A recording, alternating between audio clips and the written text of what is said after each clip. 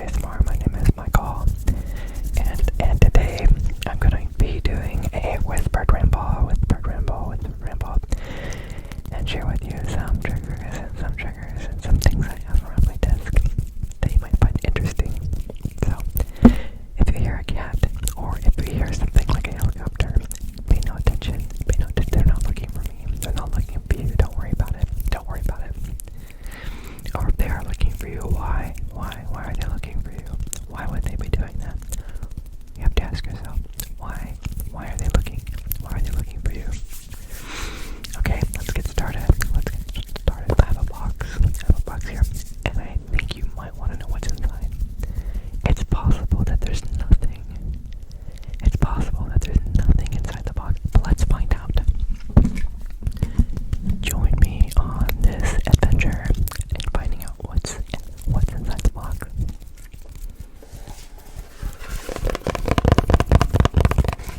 So,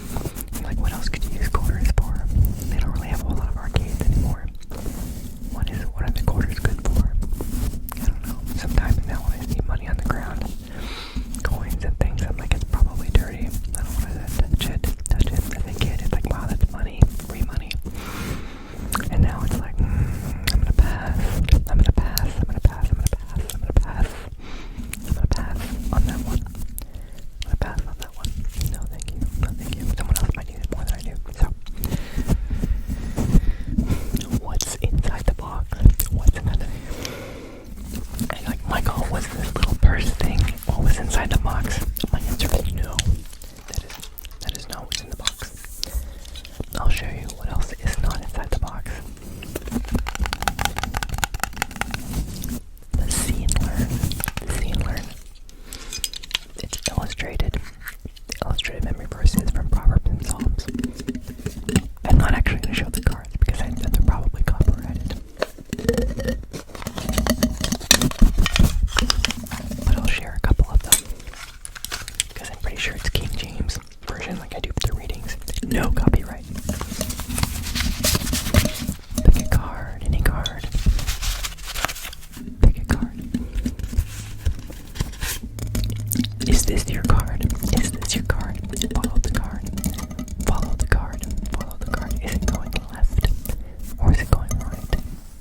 Is it going right? Or is it going left? Is it going down or up?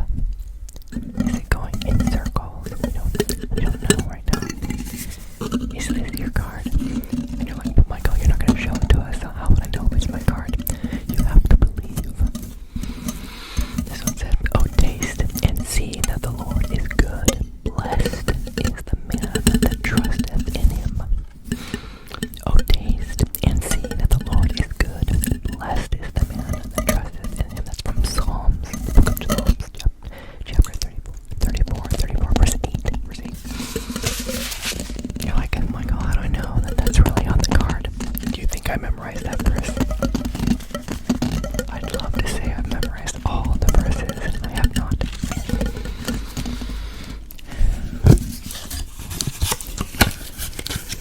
This one's an oldie but a goodie. Like Michael, King James version is like 1600s. Of course it's old, but the card is less than that. Could be from like the 70s. I don't know. This one is, thy word is a lamp to my feet and a light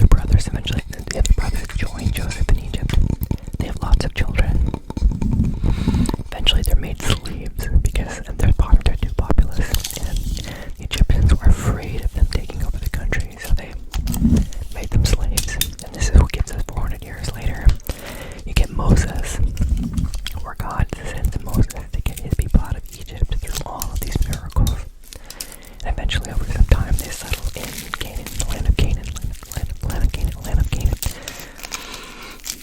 And essentially they have priests, Aaron's family, Moses' brother.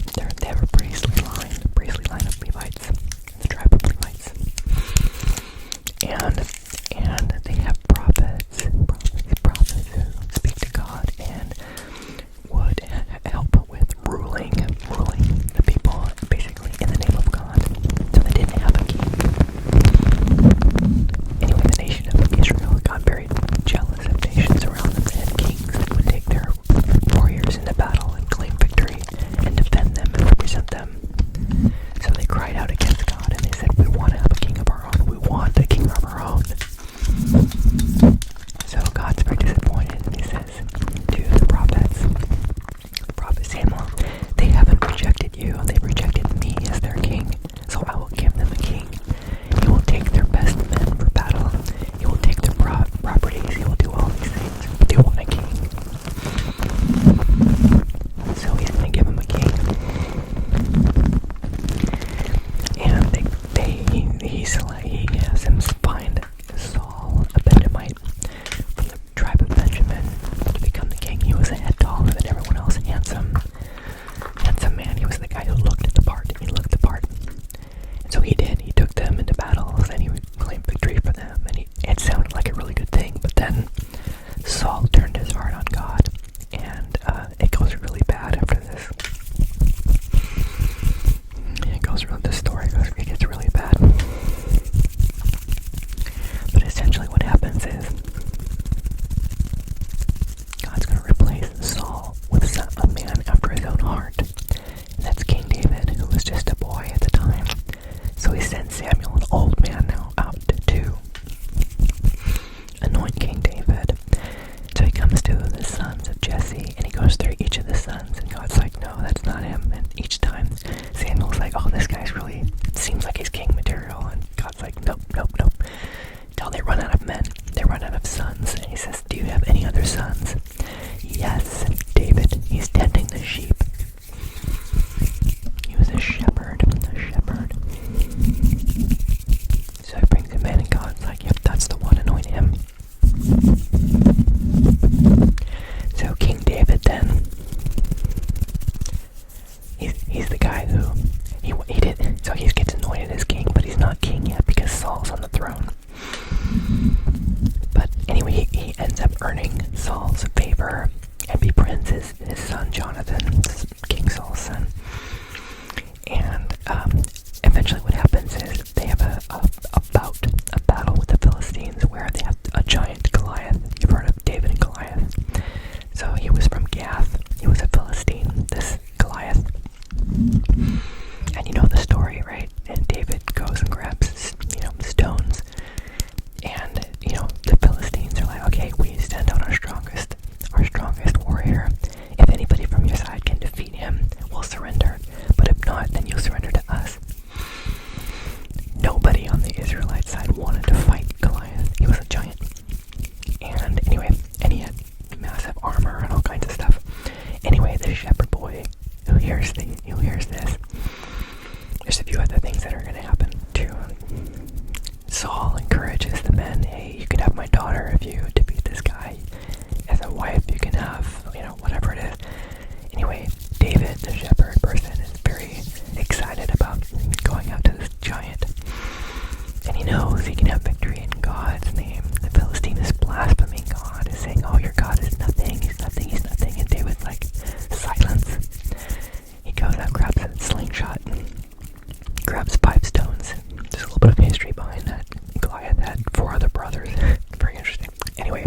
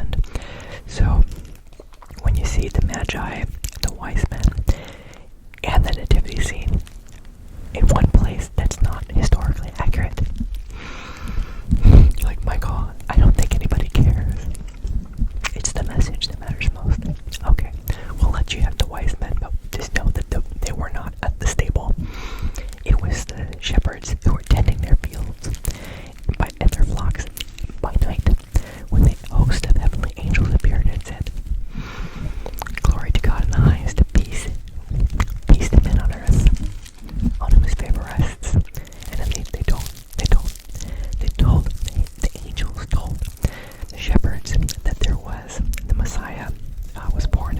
And so the shepherds came to see Jesus, and they worshipped him. But there was no Magi. Not then, not till later. Sad story about the Magi. King Herod talked to the Magi came to King Herod and said, hey, we've come to worship the new king. King Herod's like, oh yeah, what's this new king? What's this new king? I want to worship him too. No, he wanted to kill him. No threat to the throne. So, and then the Magi were warned in a dream to go home the other direction and not come back and tell King Herod where exactly they found Jesus. But they knew from scriptures because it was foretold that it would be in the town of Bethlehem.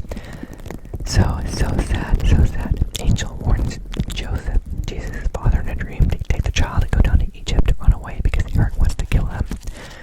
Herod comes and kills all of the children 2 years and younger because he doesn't know what Jesus looks like. So the whole town of Bethlehem, the children, the men, the boys get slaughtered. It's horrible. It's horrible. But God had kept Jesus safe in Egypt. And eventually, after Herod had passed, he brings him back but to Nazareth because his brother took his place in that area. So he came back to Israel but ended up in Nazareth. And so he is to be called a Nazarene anyway, which is different from a Nazarite. That's a whole other thing. I could go on and on about something very exciting. What's in the box, Michael? What's in the box? Do you know how long this video is?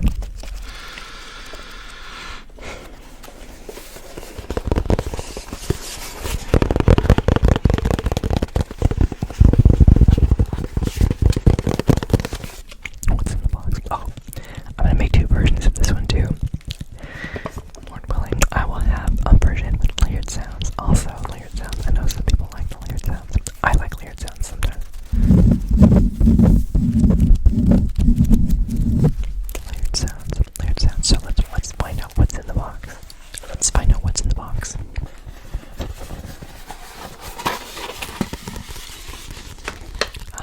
Let's see what we have here. There's a great little piece of paper.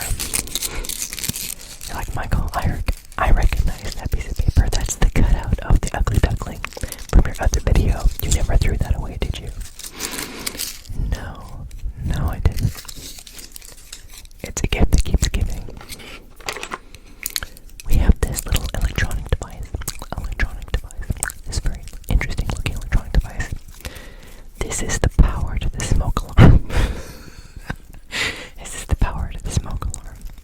It's battery operated, but I went to change the battery because it was beeping at me, and I pulled it down from the wall, and this came off with it, and I can't get it back on. So that becomes a gift for you. We have this pen, which is a brush.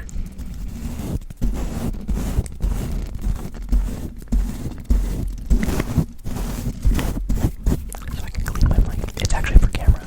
I might have just damaged it, so I can't use it for cameras anymore. Maybe.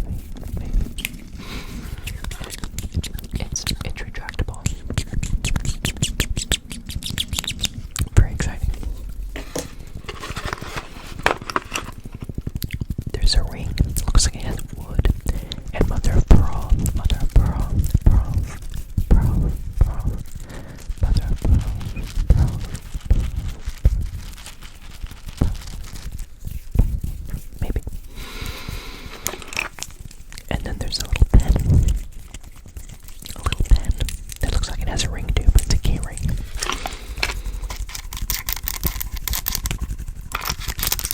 It unscrews, and then it screws back. It's very micro. So you're probably thinking to yourself, Michael, that probably won't last very long. No, but it's... How often do you need a pen nowadays? Everything's electronic. It so has enough ink if you need a pen to write a note or something.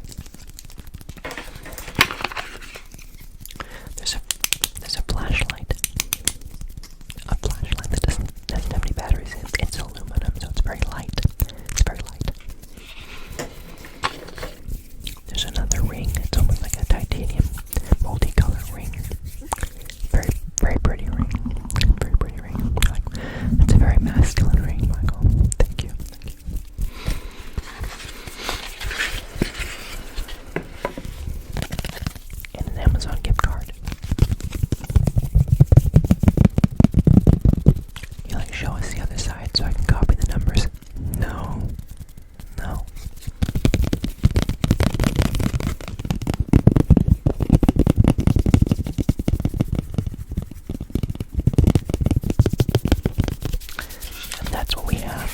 outside the box.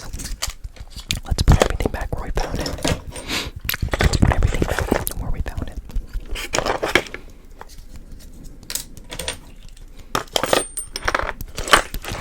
Let's put the lid back on. Anyway, I hope you enjoyed this particular episode. And just know I'm so grateful for you. I'm so grateful for you that you are